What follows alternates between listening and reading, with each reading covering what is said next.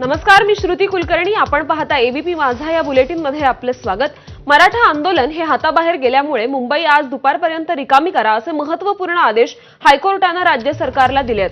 ऐन गणेशोत्सवात मराठा आंदोलनामुळे मुंबईला छावणीचं स्वरूप आलंय, त्यामुळे आंदोलकांना दक्षिण मुंबईत सोडू नका असे निर्देश कोर्टाने दिलेत. तसंच आझाद मैदान सोडून CSMT, marine drive, Hutatma Chowk आणि दक्षिण मुंबईतील इतर भागातून आंदोलकांना बाहेर काढण्याचे निर्देश कोर्टाने दिलेले आहेत. दरम्यान थोड्याच वेळात पुन्हा सुनावणी होणार आहे.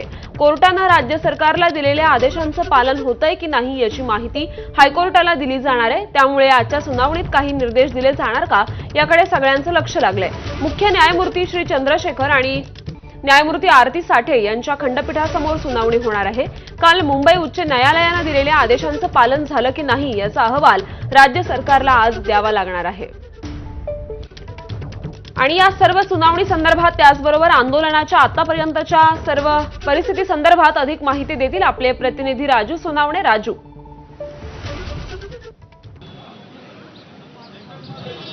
श्रुती, आपण पाहतोय की आझाद मैदानावरती मराठा आंदोलन सुरू आहे आणि या संदर्भामध्ये आता पुन्हा एकदा हायकोर्टामध्ये सुनावणीला सुरुवात होणार आहे. खरं तर काल सुद्धा जवळपास 2 तास जी आहे ती सुनावणी सुरू होती. त्यामध्ये हायकोर्टाने अनेक निर्देश जे आहे ते पारित केलेले होते आणि त्यानुसार काही अंमलबजावणी झाली का याचं सुद्धा माहिती राज्य सरकारला द्यायची आहे. त्यामुळे साधारणतः पुढच्या 4 ते 5 मिनिटांमध्ये सुनावणीला सुरुवात होण्याची शक्यता आहे. त्यामध्ये आपण महत्त्वाचे मुद्दे पाहतोय की आझाद मैदान वगळता इतर ठिकाणी जे काही आंदोलक आहे त्यांना खाली करण्याचे निर्देश जे आहे ते उच्च न्यायालयाने दिलेले होते. त्यानुसार पोलिसांनी कारवाईला सुरुवात केली आहे. मात्र नेमकी काय परिस्थिती आहे हे राज्य सरकारला कोर्टामध्ये सांगायचं आहे. त्याचसोबत आपण पाहतोय की हे जे आंदोलन आहे, आंदोलनामध्ये नव्याने जे काही आंदोलक मुंबईत येतील त्यांना सुद्धा आडकाठी करावी, त्यांना सुद्धा येऊ देऊ नये अशा प्रकारे सुद्धा निर्देश दिलेले होते. त्यामुळे आपण पाहतोय का अनेक चेक पॉईंटवरती सुद्धा पोलिसांनी तशी भूमिका घेतलेली होती. अनेक आंदोलकांना जे आहे ते अडवलं गेलं होतं. या सगळ्या मुद्द्यांवरती जे आहे आज सुनावणी होणार आहे. त्यामुळे आता आपण पाहतोय की पुन्हा एकदा मुंबई उच्च न्यायालयाच्या बाहेर जे आहे ते आंदोलक जमायला सुरुवात झालेली आहे. पोलिसांचा सुद्धा मोठा फौजफाटा जो आहे तो आपल्याला पाहायला मिळतोय. खरं तर आपण पाहतोय का काल ज्या प्रकारे राज्य सरकार असेल किंवा आंदोलक असतील यांना खडसवलेलं कोर्टाने पाहिलेलं होतं. त्यामुळे आज नेमकं उच्च न्यायालय काय म्हणतं हे सुद्धा पाहणं अतिशय महत्त्वाचं राहणार आहे. खरं तर आपण यामध्ये पाहतोय की आंदोलन जरांगे पाटील यांचं सुरू आहे. आपल्या आंदोलनावरती जरांगे पाटील जे आहे ते ठाम आहे. जोपर्यंत न्याय मिळत नाही तोपर्यंत आझाद मैदान मुंबई सोडणार नाही अशी भूमिका जरांगे पाटील यांनी घेतलेली आहे. तर दुसरीकडे आपण पाहतोय की मुंबई पोलिसांनी पुन्हा एकदा नोटीस बजावलेली आहे आणि त्यामध्ये आझाद मैदान जे आहे ते खाली करण्याचे आदेश दिलेले आहे. त्यामुळे आता दोन्हीही भूमिका आपल्याला पाहायला मिळतात. त्यामुळे आता या राज्य सरकारची, पोलिसांची भूमिका एकीकडे आणि दुसरीकडे आंदोलक जे आहे त्यांची भूमिका आहे. त्यामुळे याच्यावरती आता नेमकं मुंबई उच्च न्यायालय काय निर्देश देते, काय आदेश देते हे सुद्धा पाहणं अतिशय महत्त्वाचं राहणार आहे. मात्र आता ही संपूर्णपणे सुनावणी सुरू झाल्यानंतर आज राज्य सरकार जे आहे ते नव्याने काही मुद्दे उपस्थित करतंय का हे सुद्धा बघावं लागणार आहे. आंदोलनकर्त्यांचे वकील जे आहे त्यांची नेमकी काय भूमिका आहे हे सुद्धा पाहणं अतिशय महत्त्वाचं आहे.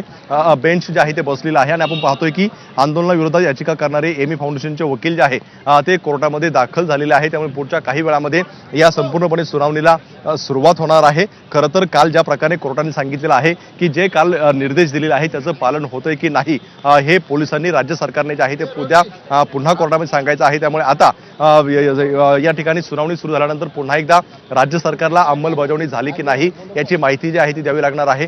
साहजिकच आहे की सकाळी पोलिसांनी जे काही नोटीस बजावलेली आहे त्यामध्ये आपण पाहतोय की आझाद मैदान खाली करण्याचे आदेश दिलेले आहेत. त्यामुळे हे आदेश दिले असताना मनोज जरांगे पाटील यांनी घेतलेली जी भूमिका आहे ही सुद्धा राज्य सरकार कोर्टामध्ये जे आहे ते सांगतील. त्यामुळे कोर्टाचं यावरती नेमकं काय मत आहे हे सुद्धा पाहणं अतिशय महत्त्वाचं आहे. पाहतोय की आपण कालपर्यंत निर्देश दिल्यानंतर जे आहे ते अनेक ठिकाणच्या गाड्या ज्या आहेत ते हलवायला सुरुवात झालेली आहे. महापालिका असेल, सीएसएमटी स्थानक असेल, या ठिकाणची सुद्धा गर्दी जी आहे ती हळूहळू कमी होताना आपल्याला पाहायला मिळते. त्यामुळे आता राज्य सरकार नेमकं कोर्टामध्ये काय सांगते हे सुद्धा पाहणं अतिशय महत्त्वाचं राहणार आहे. मात्र आपण पाहतोय की काल ज्या प्रकारे सुनावणी होती आणि सुनावणी दरम्यान आंदोलक जे आहे ते चहूबाजूनी उपस्थित होते. आजही आपल्याला तीच परिस्थिती पाहायला मिळते. काही प्रमाणामध्ये आंदोलक जे आहे ते उच्च न्यायालयाच्या दिशेने आलेले आपल्याला पाहायला मिळतात. गेटवरतीच उभे आहेत आणि काय नेमका निकाल लागतो याकडे सगळ्यांचं जे आहे ते लक्ष लागलेलं आपल्याला पाहायला मिळते. त्यामुळे साहजिकच आहे की आज या सुनावणी दरम्यान विविध पक्ष समोरासमोर येतील. मराठा आंदोलक असतील किंवा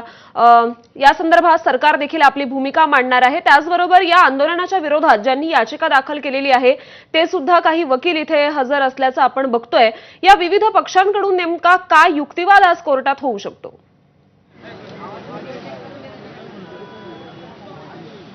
आपण पाहतोय की एम फाउंडेशन जे आहे ते कोर्टामध्ये गेलेलं आहे आणि त्यांनी भूमिका घेतलेली आहे का हे आंदोलन जे आहे ते बेकायदेशीर आहे, आंदोलन जे आहे ते कुठेतरी हटवण्यात यावं अशा प्रकारची मागणी केलेली आहे. त्यामुळे आपण पाहतोय का आजही आपल्याला तीच मागणी जी आहे ते पाहायला मिळणार आहे. गुणरत्न सदावर्ते यांनी वारंवार ही भूमिका मांडलेली आहे की आंदोलनाला परवानगी नाही, त्यामुळे त्यांच्यावरती कारवाई करण्यात यावी अशी भूमिका त्यांनी घेतलेली आहे. राज्य सरकारच्या वतीनं सुद्धा कालही स्पष्ट केलेलं आहे का 29 तारखेपर्यंत आम्ही आंदोलनाला परवानगी दिलेली होती आणि आज पुन्हा एकदा जी आहे ती नोटीस बजावलेली आहे की आंदोलन जे आहे त्याचे आझाद मैदान जे आहे ते खाली करण्यात यावं. त्यामुळे सगळा हा जो नोटीस असेल किंवा भूमिका आहे. आणि छगन भुजबळ सध्या बोलतायत